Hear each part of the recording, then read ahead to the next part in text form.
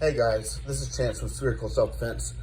Just wanted to share a few thoughts with you. Thoughts that I don't think most modern martial arts instructors share, whether they teach traditional martial arts, combative martial arts, or reality-based martial arts.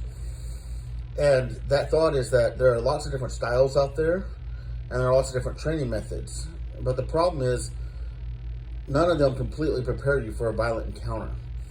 The best way to train for a violent encounter is honestly to be in one. But the problem with that is that violent encounter is only going to train you for that particular situation. The next violent encounter is going to be totally different.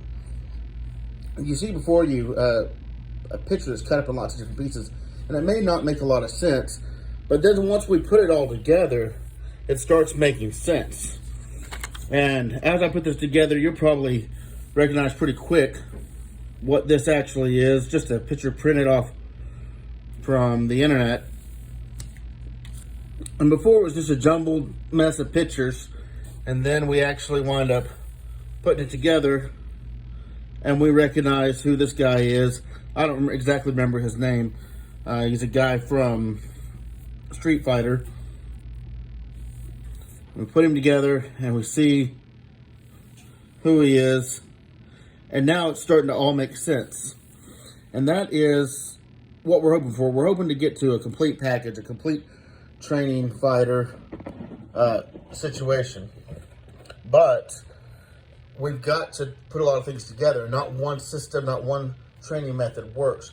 So if you only spar, you're not going to get as great of a skill set as if you work technique. But if you only work technique, you're not going to get the pressure testing, and there's lots of different things. So I want to share with you several different things that I think are important for the martial arts to do in today's modern world.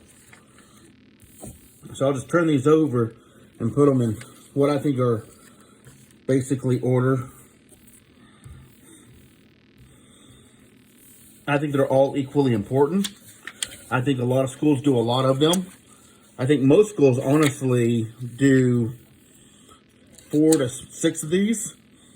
And I think you need to have some striking training. You need to do some striking training. You don't have to, that doesn't have to be your primary system, but you do need to be able to know how to strike effectively. You definitely need some grappling training, because a lot of fights go to the ground and you know what you're doing when you get to the ground.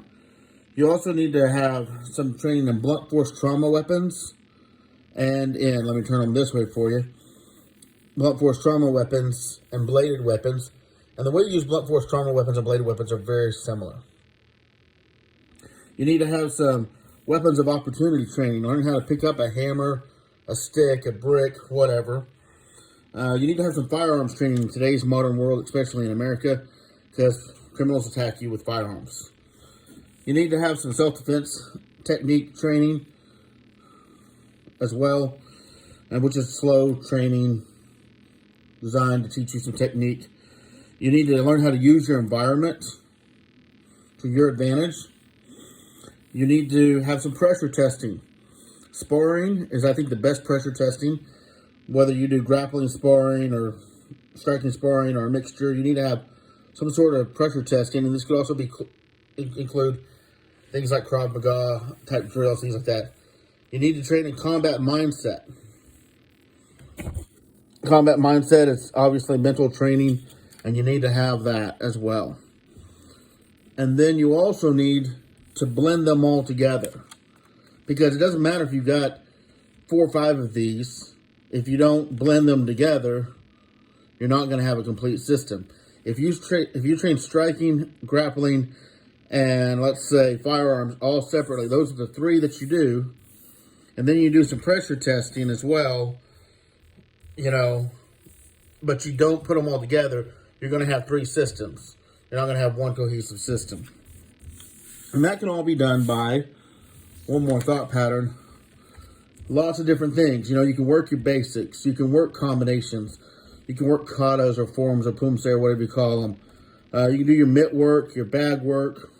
You can do flow drills. You can do self-defense techniques. You can do light sparring, medium sparring, hard sparring. You can go into competitions, weapons drills, firearms training. Again, combat mindset. And all those things are really, really important. But I think in America today, we don't really train in all the skills we need, and we don't train all those skills in all these ways. And then these ways can all be gained by basically primarily classes. You need to go to class on a regular basis. You need to learn from somebody who knows more than you, and you need to train with people that are equally as skilled as you or better. You can go to seminars, you can learn a lot through seminars, but classes are still better than seminars. Your combat mindset training, if you don't have an instructor that teaches that, that's going to be primarily through books, whether that's audio books or reading books yourself, whether they're ebooks or paperback books or whatever. Home practice, very, very important. A lot of people, they go to class, they go to seminars, whatever, but they don't practice at home. If you practice at home and you go to class, you're going to be better than the people that you go to class with that don't practice at home. Meaningful discussions with other martial artists and people of like mindset. You'll be amazed how much you will learn by just talking to people about ideas and concepts. Online videos like YouTube and things like that, really important.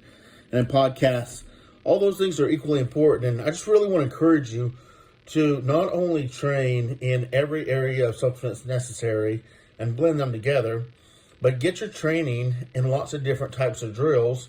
Train all these things in different types of drills, and then also get them from different people. Get them from different classes, from different modes. If you're serious about self-defense, or serious about competing, or serious about whatever it is you're doing martial arts training for, you need to train in as many ways as possible, with as many people as possible, to really be the top of your game in your field. I hope that helps you guys out. You guys have a great day.